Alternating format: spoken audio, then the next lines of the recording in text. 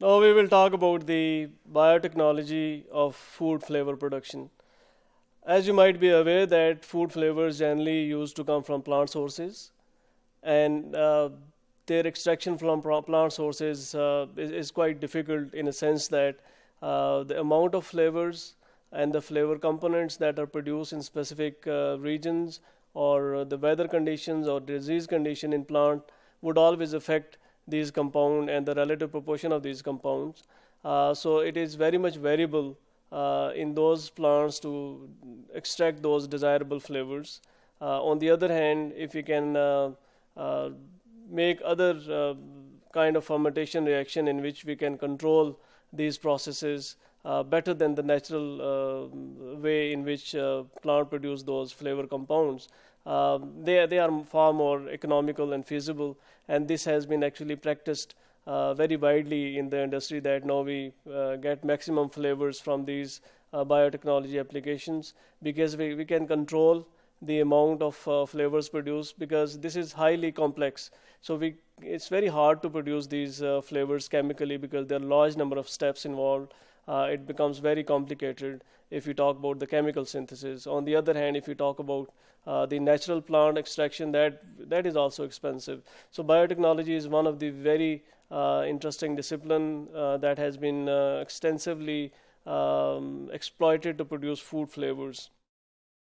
And one of the another reason is we use biotechnology because biotechnology would be producing these product and these flavor products would be considered as natural. And nowadays, consumers world over prefer natural products rather than there is a negative image attached to the chemical synthesis or chemical additives that are added in food. So this is one of the area in which the acceptance of these flavors that are derived from natural sources, this is very high. And that is actually an area in which biotechnology can be very successfully applied to produce flavors which can be easily approved for food additive use, as well as they would have higher acceptance rate as well. And consumer are even willing to pay extra money for if the products are considered natural. So the principle, as I said, it's generally microorganisms. They are involved. There must be a culture media, and these microorganisms during their normal growth cycles, they would be performing different conversion very easily as compared to the chemical reaction. They are difficult to control. So they would be catalyzing specific steps. Uh, and they can be economically able to produce enzymes within those fermentation medium, and these enzymes could have then effect on production of certain flavor compounds. So they are actually cheap source of producing. We would be using cheap raw material. The processes are comparatively cheaper, so we can produce higher amount of enzymes. Those enzymes can be directly catalyzing certain reaction in which those flavors are produced. Um, this process can be divided into two approaches. It can be done through microbial growth, or it can be either done through enzyme application of different enzymes as well. So these two approaches are utilized to produce food flavors. If we talk about the microbiology or microbial approach of producing food flavors, again, as we earlier said once, that the processes are two different types. One is called as biosynthesis, in which the production of chemical compound it happens within the cells of microorganisms as they produce secondary metabolites. So this process is called as biosynthesis. Another approach that we utilize from these microorganisms is the biotransformation, where we use these microbial cell for specific modification within the chemicals that we want to achieve by utilizing these microorganisms. So our main focus might be different in different approach. For example, sometime we would want to have a product with desirable flavor. In other cases, we might be only interested in certain flavor compounds to be produced by these microorganisms, and we then extract these flavor compounds and then use these flavor compound in other food products. So either we can produce flavor inherently within the food product, or we can also utilize microorganisms to produce certain flavors, and those flavors can be extracted and sold as such as food flavors for application in other food products. So how we actually achieve these flavors from different foods, especially if you talk about the fermented food. As you know that fermentation technology, we discussed that in detail. So we do produce a lot of good flavors. Most of the fermentation process, they end up in good flavors and aroma compounds produced by these microorganisms. These are generally alcohols, carbonyl compounds, ester, and pyrazines. These are the compounds of interest for a flavor chemist or people who are interested in different flavors. So these are the major flavor tones that are produced by these compounds. So we would be interested to either extract or analyze that how much of these these specific flavor compounds are produced within those fermentation products. If we talk about dairy product, in case of cheese or yogurt or buttermilk, there are different flavors which are extracted from this kind of dairy fermentation. They can be utilized in other products, for example, in baked products or sauces, or maybe they would have a butter flavor. They can be added into any other products as well. So this is how we actually extract flavors from dairy products. Then we can have various application in other industry. In certain cases, for example, in cheese, we would certain time want to have a specific flavor within that cheese. For example, we would be interested in making cheese in which the microorganism act upon on certain carbohydrates or fats or protein to produce desirable flavor compounds.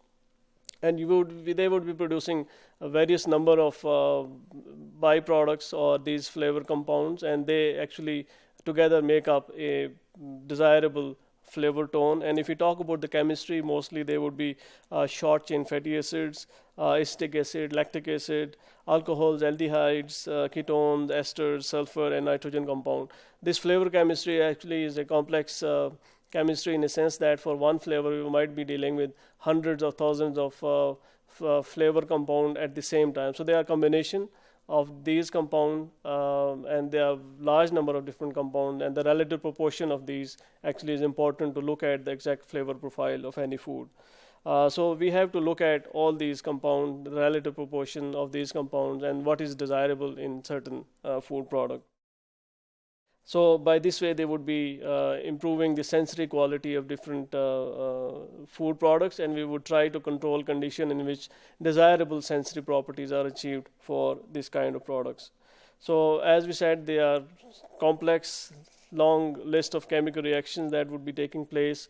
If you talk about these ripened cheese, such as camembert or brie, during maturation, they would be producing different fungi, and these fungi would produce desirable flavors. For example, this Penicillium roqueforti, that would be rapidly growing on certain blue cheese, and they would be developing certain blue cheese flavor within these dairy products. If we talk about the other alcoholic fermentation, they also are utilized to produce certain flavor compounds. For example, the yeast would be utilized. It would be acting upon certain sugars such as glucose, fructose, and that would be converting this into ethanol and carbon dioxide. This is the main reaction called as Embden-Merhoff-Warmus pathway. And this is actually the main reaction that would be making a lot of secondary metabolites. And out of these secondary metabolites, we might be interested in certain alcohols, especially the higher alcohols or organic acids or esters. They are the flavor compounds. They can be extracted from these products to use as flavor for other food products, or they can be maybe important only for these alcoholic products as well to be there in the final product. So if we talk about the flavor component of these alcoholic products, they are generally N-propanol, isobutyl alcohol, 2-methylbutanol, amyl alcohol, isoamyl alcohol, 2-phenyl ethanol. These are different flavor compounds which are produced by this alcoholic fermentation process. Isoamyl alcohol would be more than 50% of all these concentrations. It would have a much higher concentration than other compounds which are produced by alcoholic fermentation. Esters are another area. They are another type of chemical compound which have got very desirable flavors. They would have flowery or fruity flavors. They are produced by different esters, and generally by the esterification of acyl coenzyme A of organic acids. They are generally the esters are produced, and these esters, depending upon chemistry, they would have all the fruity flavors or honey flavors or toffee-like flavors. They can be produced by alcoholic fermentation, or certain time we develop a lot of flavor from the beer industry as well. They also are a major contributor of many flavors that are produced by this kind of fermentation.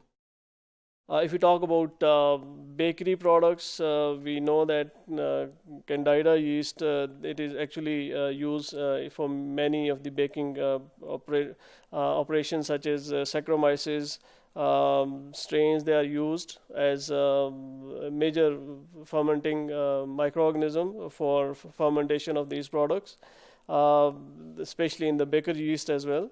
And Saccharomyces cerevisiae is one of the very importantly or most commonly utilized starter culture that is utilized for bakery products. And in bakery products, again, these yeasts would be producing desirable flavors within these baked products, for which they are actually very much appreciated.